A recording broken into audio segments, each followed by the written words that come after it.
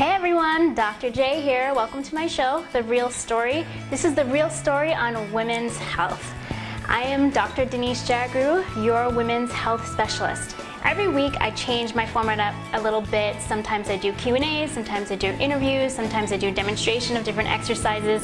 Today I am doing a MythBuster webisode. So today's webisode is about MythBusters for new moms. I'm pretty sure if you're a new mom, you're probably getting so bombarded by information and advice from your friends, from other moms, from your doctor, from magazines, from websites, from new mom Facebook communities.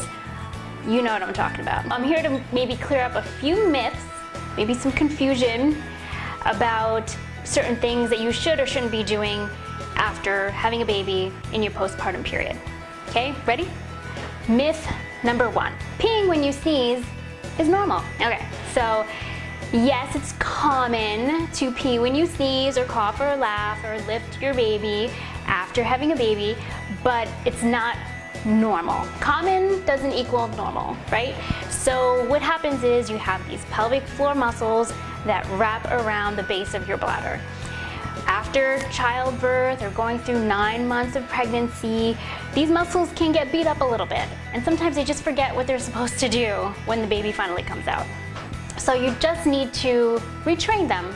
You just need to remind them about what they're supposed to do. Now, most people don't perform Kegel exercises properly on their own. It's very important that you seek out a proper health professional, a women's health specialist, physical therapist, a pelvic physical therapist, and they can help you using different tools to remind those muscles about what they're supposed to be doing.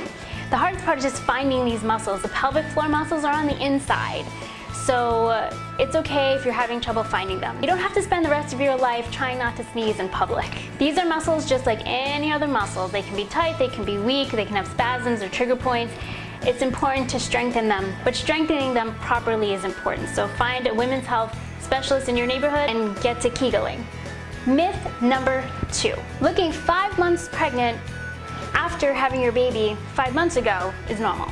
Now, let me get this straight. This is not about not loving your postpartum body. This is not about trying to get back into pre-pregnancy shape. This is about if you're exercising really hard and you're doing lots of crunches and you're cleared to do so by your OB and you still have that little belly bulge, or when you sit up from a laying down position, you may see a midline bulge or ridge when your torso is kind of pointing in between your six-pack abdominal muscles. This may not be because you're not exercising hard enough. Don't be hard on yourself. You could have a condition called diastasis recti, and that sounds very scary, but all it is a weakening of the connective tissue down the midline of your abdomen, which allows for those six-pack muscles to separate. And when they separate, they tend to bulge or point when you engage them, when you're going from laying down position to sitting up, or when you're trying to do crunches or something like that. So this can be dangerous because if the abdominal muscles are split, remember your abdominal muscles are there to protect your organs and to provide support for your low back. So if they're separated, they're not being very efficient, they're not being very strong. Now, there's very specific ways to rehab this condition, and it's very important that you seek out a women's health physical therapist or pelvic physical therapist to learn how to do it. It involves proper body mechanics, it involves a special brace, and it also involves special and very unique strengthening exercises for a deep abdominal muscle.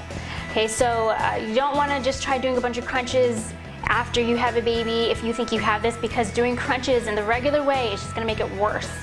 Okay, so it's important that if you still feel like you have this little belly bulge and it's not going away and you're dieting and exercising properly, seek out a women's health physical therapist. Myth number 3, you have to wait to exercise after having a baby. Yes, true. You should wait at least to talk to your doctor at your 6-week postpartum checkup to make sure everything's healing properly and everything's okay. I usually tell my patients to wait at least 2 months before engaging in any aggressive exercise program or getting back on the exercise program that they were on before they were pregnant. You still have pregnancy hormones coursing through your body, so there are still hormones that are causing your connective tissues to be weak and to be a little lax. So you're still at risk for sprains and strains, so take it easy and just Give it time, let your body heal before going back into an aggressive exercise program. Wait at least 2 months. That's my advice. Myth number 4, pain with intercourse is normal after having a baby. False. If you go to your OB and you're at your postpartum checkup and everything is healing properly, or your scars, episiotomy scars, scar tissue, everything is okay, it should not be uncomfortable for you to engage in sexual intercourse with your partner. Pain with intercourse is called dyspareunia. There are different reasons that this can happen and there are different ways to treat it. It's not something that you have to deal with for the rest of your life. Definitely, again, seek out the help of a pelvic physical therapist, a women's health specialist to deal with this. Don't have it affect the intimacy in your marriage with your partner. Really seek out help. This isn't something that you have to suffer with on your own. Myth number 5, one type of recovery, meaning vaginal birth versus C-section, is much easier than another. That is not true. I've seen many women come through my office coming from different birthing scenarios. They could have had a difficult vaginal delivery, they could have had a very smooth C-section. There isn't one type of birthing scenario that makes you more of a woman than another, don't worry. Recovery totally depends on the woman, and it totally depends on the scenario of how difficult or easy the birth was. So there could be a lot of scar tissue, there could have been a lot of trauma to nerves, or it could have gone completely smooth. So just find out what's best for you. Talk to your OB. I know a lot of times it isn't a choice, but do your best to be well informed and to see a specialist about recovery. Okay, so those are some myths that we busted today. I hope I gave you some good information that may help you make better decisions for yourself. Always just listen to your gut. Your gut's usually right. Really, you know that, right? So thanks for tuning in. I am a women's health specialist in New York City. I have office space in Midtown, and I also make home visits. So if you are unable to get out of your apartment because you have a new mom, if you are unable to get out of your apartment because you have a newborn, or you are too much in pain, or if you're pregnant and just need someone to make a house call and come to you, I'm here. Reach out.